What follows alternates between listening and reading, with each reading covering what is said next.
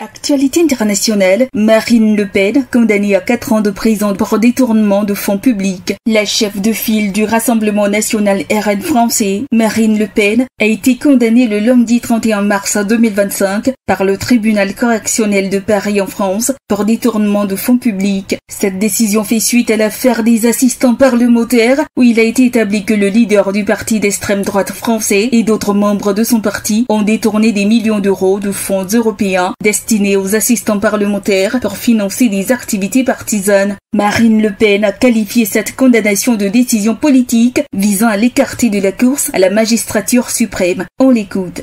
La présidente dit « Je vais rendre votre inéligibilité immédiate, contrairement à l'état de droit. » Parce que en France, lorsque vous faites appel, l'appel est suspensif.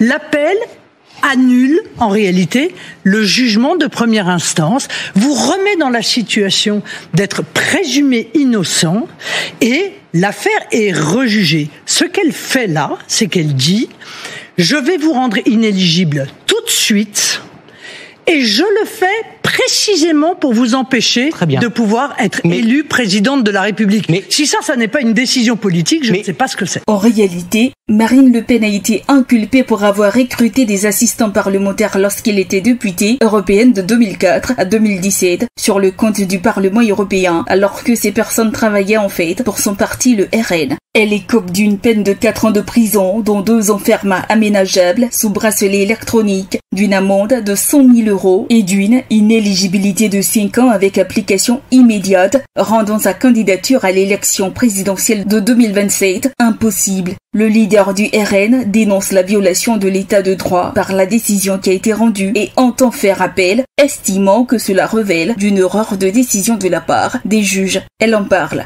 Mais évidemment que nous sommes tous innocents et nous voulons voir reconnue cette innocence et nous considérons que, et je ne suis pas la seule, peut-être les rédacteurs de la loi, voyez, et de la Constitution, que s'il existe la possibilité de faire appel dans notre pays, c'est parce que des juges de première instance peuvent se tromper. Voilà, c'est le principe même de ce qu'on appelle le double degré de juridiction, c'est-à-dire la possibilité de faire rejuger son affaire. Je pense que les juges se sont trompés, je pense même qu'ils ont, encore une fois, fait fi en réalité de toutes les explications qui ont pu être données, car dès les premières heures, je vais vous dire, de ce procès, j'avais compris que nous serions jugés de manière particulièrement partiale. Je ne pensais pas que les magistrats iraient à ce point à l'encontre de notre processus démocratique et s'ingéreraient ainsi dans le choix des Français, parce que soyons bien clairs, je suis éliminé, mais en réalité ce sont des millions de Français dont la voix est éliminée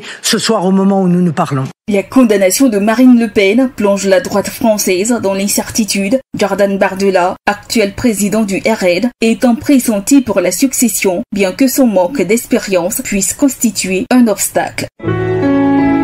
APRA, Agence Presse, Radio et Audio.